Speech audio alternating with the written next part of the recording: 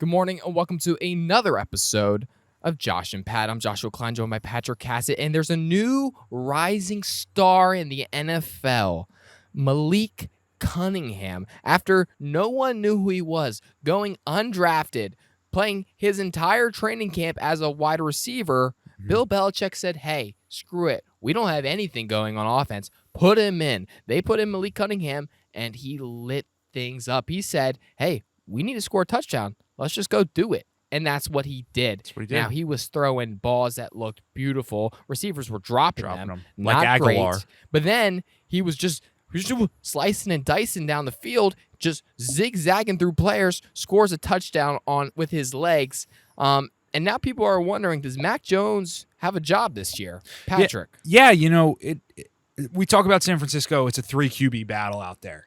Well, I think we need to really step it up in New England. Yep. It's a 4 QB battle. Yeah. Because if you don't have 2 quarterbacks, you don't have 1. But if you have 4, you might have 2.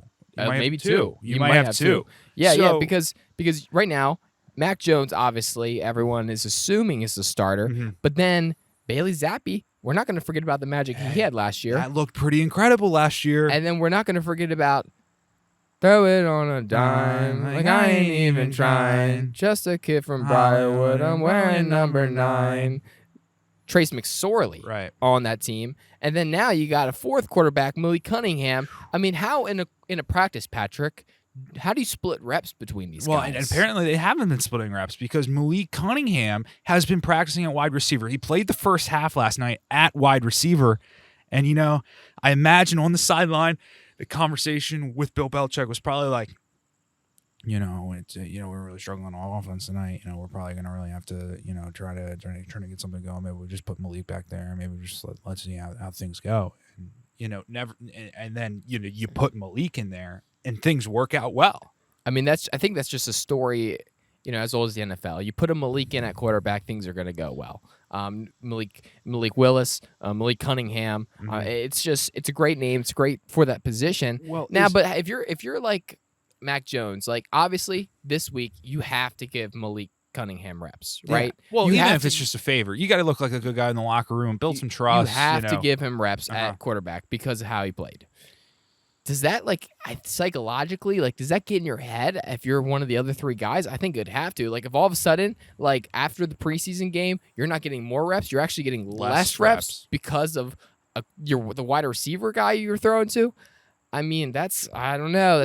Well, and if I'm Mac Jones, I kind of do a backfield kind of negotiation style here because what's that? I know Bill wants to use Malik Cunningham at wide receiver. He wants that guy to be a weapon, kind of a toy he can use in the offense because let's remember they have a real offensive coordinator now, right? And that's going to help this offense, I would think, right? Mm-hmm. So if I'm Mac Jones, I'm going, look, I know Malik can throw the ball a bit. I know he's an electric runner.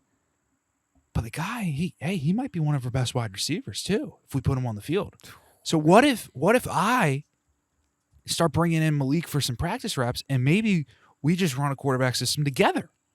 I mean, that is definitely a possibility. It's going to be interesting to see how they go because nobody's thinking about the Patriots in terms of winning the division right now. People, are slating them as the last place team. Yeah. So they really have nothing to lose.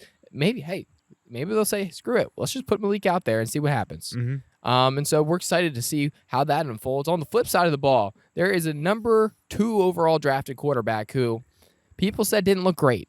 Now, I would say, being rational, he probably didn't have enough time to really settle into the game. Which is tough. It's tough. But that being said, because it's our job to react harshly to things like that, DJ Stroud might be the worst quarterback of all time. Yeah, he might be the worst number 2 quarterback of all time. And look, CJ, he got those 2 completions. He did throw a ball to the other team. His passer rating, guess what? Not great tonight. Not great. Only a 17.7. And when you start looking at it, you don't like that. No. Well, you got a 2-year starting quarterback sitting behind him in the depth chart. You got Mills Mafia. David Mills the third or whatever. I think he's the 3rd. Could be the 4th. Definitely not a junior. I don't think he's a junior. No. But then you start looking at it and you got Case Keenum.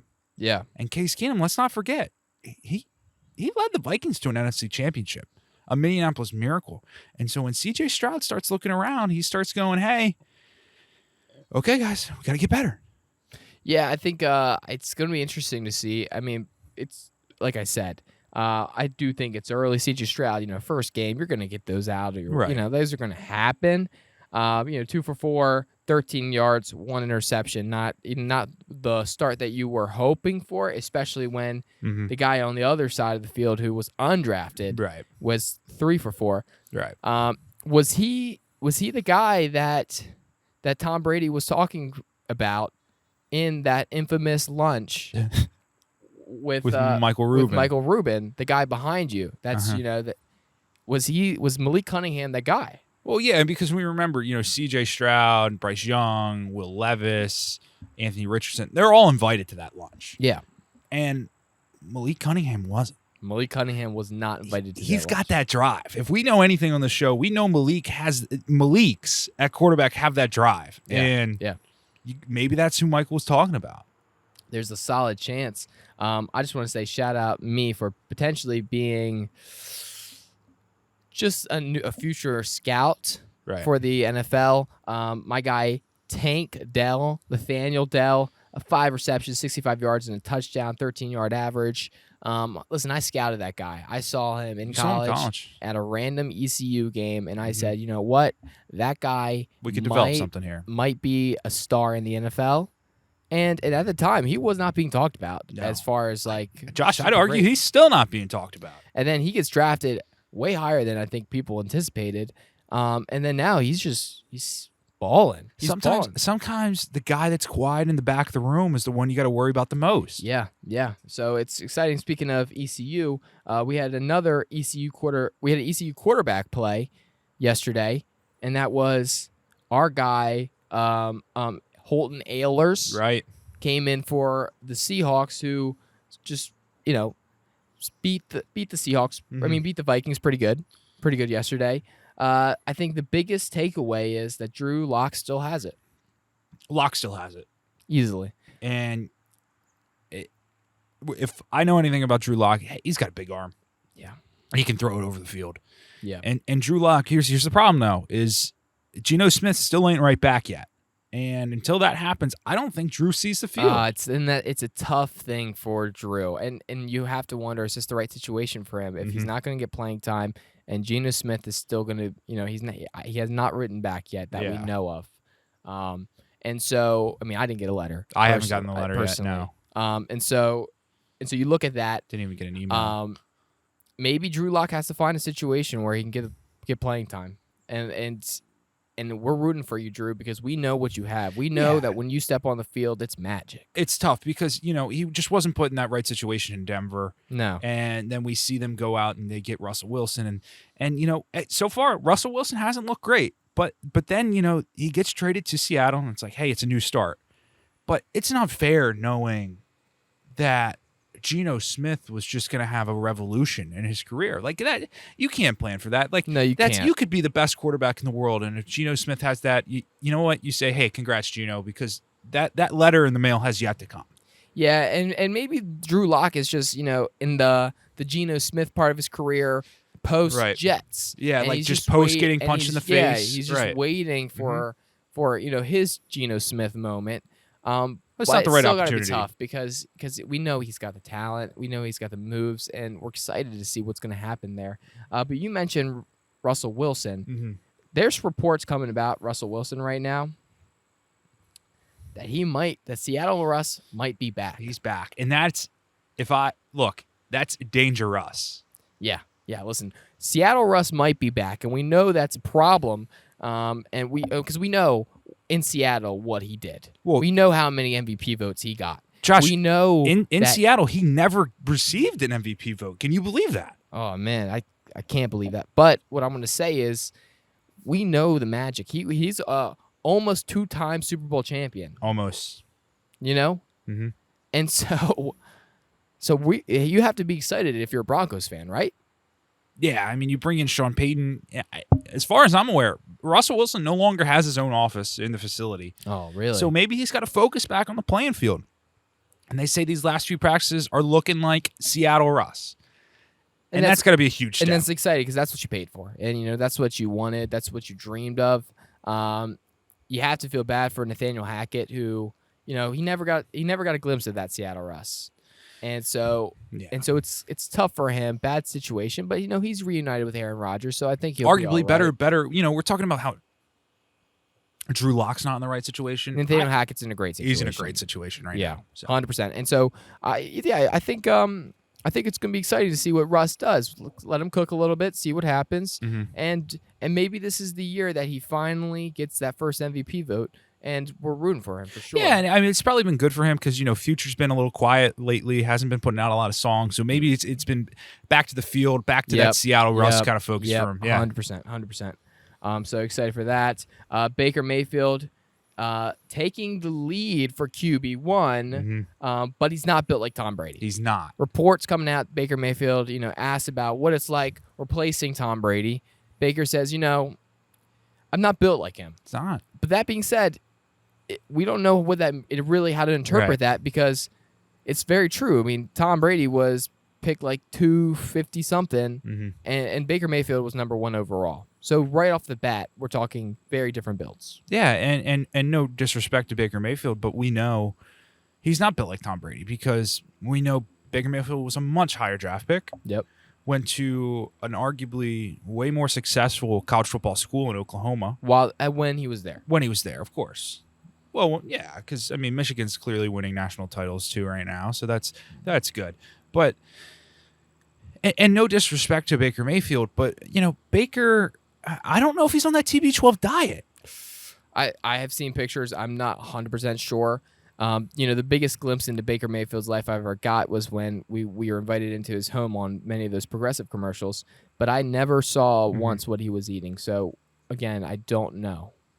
Stuff. Do you think they return in Tampa Bay? Like, did he move? Is that his new home for Progressive? I think Progressive. Oh, maybe he lives in the pirate ship.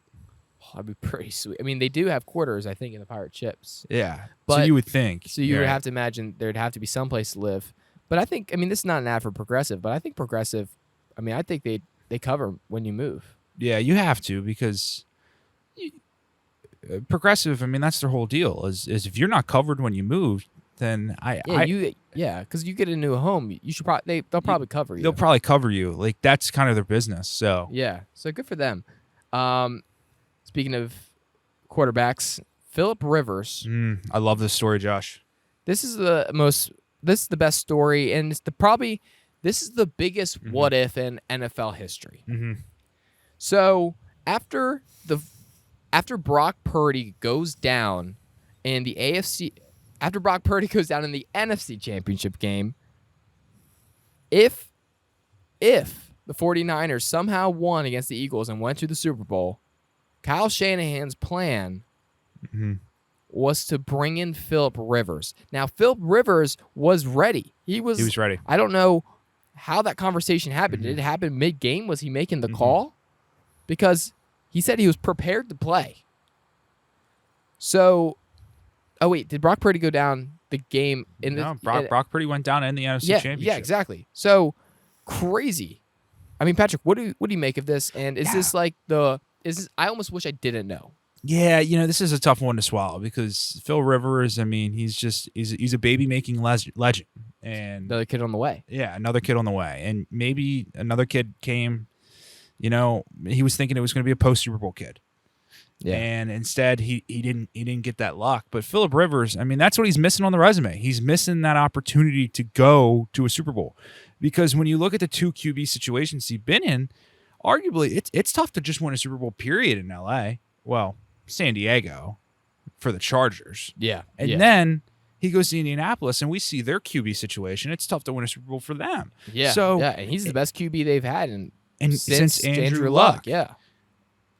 And arguably his time as a Colts quarterback, the more and more into the future we get, the better and better it's going to look.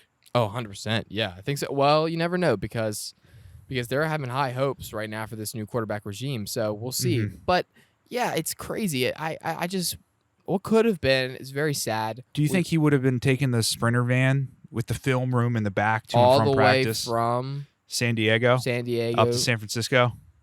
Yeah, 1,000%. Yeah, there's no way he doesn't. No way he Because doesn't. he's got to spend the time with the kids and 100%. That's probably why he's going to take the job. He probably needed the paycheck. needed the paycheck. It was a West Coast thing. He's like, you know what? I can stay on the West Coast, and it's sad because that could have been a huge bonus for that 100%. family if they win the Super Bowl. Because you imagine this, like you imagine you sign any contract you sign has to have incentives if you win the Super Bowl, right? Mm-hmm. And Correct. so if you only win the Super Bowl, you have to imagine the incentives on that through the roof. is through the roof.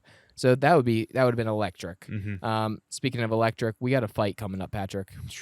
It's kind of getting really official. What we all thought was Somewhat a joke. just a joke, has become reality, and we couldn't be more excited about it. Elon Musk versus Mark Zuckerberg is going to happen in Rome in what we can only assume is the Colosseum.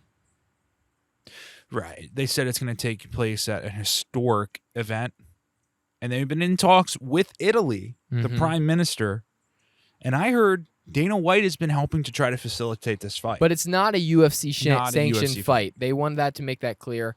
This is independent. The money's going to be for charity. But they said, hey, it's going to look like you're watching an old fight. Like there's nothing modern. So we're not expecting a ring or an octagon of any sort. I think they're just going to be on the sand, just throwing punches. Yeah, which is going to be a pretty wild place. And you know what's great is that it will be streamed on X and Meta. And Well, I'm happy that they figured that out. So they could, it's tough. You got to make it. It's a cross-platform. Now it's going to be a big rivalry of which one has more streams. That's going to be a tough one. Because have you decided where you're streaming it yet? Yeah, I have not. If I was Elon Musk, I'd be like, you know what? We're going to stream it in space. First fight to stream in space with SpaceX. I would say every Tesla, it's a mandatory. You have to stream the fight. Yeah, and I think that's good. I think that gets your numbers up. Tesla, that automatically while the fight's happening, the fight's going to pop up on the screen. Mm-hmm. Well, you got to get the stream numbers up, Josh. Yeah, I mean, and that's fair. You have to do that. But yeah, man, I'm pumped for it. I'm not sure who's going to win. I'm not sure who I'm rooting for. I really like Elon. I know he's going to be an underdog, but I think he's like Mike Tyson if he just lands that one punch. He's big, but he just lands that one punch. But there is something about Zuckerberg's craft and like dedication to the sport that makes me go. He definitely has the experience, Josh. I don't know. And if I've seen anything about his previous fights, I mean, we saw at one tournament. Now, granted, did he kind of force him to refight the last match so he could win? Maybe. We're not going to talk about that. But he still won. He did win. So I don't know. I think it's gonna be electric. Look, he won like Donald Trump's like an 18-time club champion. Who do you think's gonna be on the undercard of this fight, or is there no undercard? Did they just straight up go for it? Maybe it's just a primetime event. Like I think it should they should do it back in the day. They used to have people fight animals. Like if somebody was coming out there and like fighting like a lion, that would be sweet. Like I'm not sure who the person to do it is. I don't know how legal that is. PETA probably wouldn't be too happy with that one. Yeah, does PETA do they exist? But is PETA international? Does PETA have sanction in Italy? And that might be a way to get around that. Yeah, I don't know. So we'll see. Hopefully this fight happens. We're assuming it's going to, and we couldn't be more excited and thrilled. Moving on, last thing on the docket, we got NASCAR preview. Patrick, where are we at this week? Josh, we're going to the Indianapolis road course. Exciting one. It's an exciting one. It's a 200-mile event, and there's only 3 races left before the playoffs. So people trying to lock their spots in. A lot of movement can happen. And Josh, there's a guy that I know who you're going to pick. I think we're both going with this week. Oh, really? I think we're both going with this week. And he has potential to set up an all-time run. Here's the only issue. He's having a hard time finishing races. Having a really tough time. Yeah. And, with the playoffs coming up, you think maybe he can straighten that out. And I'd argue he's one of the better road course racers on the circuit. Josh, I really like your guy. And Kyle Larson to win this week at the Indianapolis road course. See, I thought you were going to pick Chase Elliott. No. Because Chase Elliott, again, he's pretty all right at road courses. Yeah, he is. Old car. It was old car. Kind of in need of a win here. I'd argue more than kind of. So, and if you look at, I've been formulating the numbers. It's now or never for Chase Elliott. So I thought you were going to go with him because, if you pick my money is always going to be on Chase. If he's going to win one of the next 3 races. I would argue your heart's always on Chase. Okay. And so, but this week You'd be losing a lot of money if it was on Chase. I got to this go season. with a guy who, again, might be on an all-time run here, going into the playoffs, having a tough time finishing races. But if he can just, But that's not always his fault. figure it out. If people weren't so rude to him, because you know what, they're intimidated by him. They're intimidated by how good of a driver he is. His skill set in all series. Yeah, so I think he can figure it out though. I'm going Kyle Larson. And that's the show. Make sure you guys comment, subscribe, and before you click away, hold up. Important news. If you DM us on Instagram, you will get a free mug and a $10 McDonald's gift card. It's that easy. All you have to do is say, "Hey, I made it to the end of the episode," and guess what? Boom, you're right there. So make sure you guys do that, and yeah, so that's the show. We'll see you guys on Monday. Now, unfortunately, this concludes the epic series of Josh and Pat on the road. And the in-person Patrick Cassett, Josh Klein show until probably around December.